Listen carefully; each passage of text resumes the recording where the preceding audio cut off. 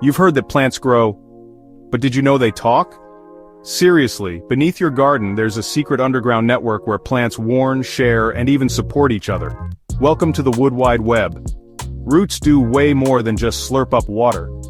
When a plant's under attack by pests, its roots shoot out chemical messages, like a distress flare in the dark. Nearby plants hear these signals and flip on their defenses, ready for trouble before it even starts. Imagine chemical signals zipping from root to root, nature's own emergency broadcast system. But they don't do it alone.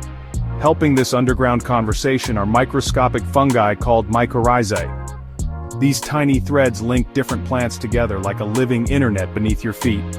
The fungi act as routers, and plants are the users, sending messages and swapping nutrients with their buddies.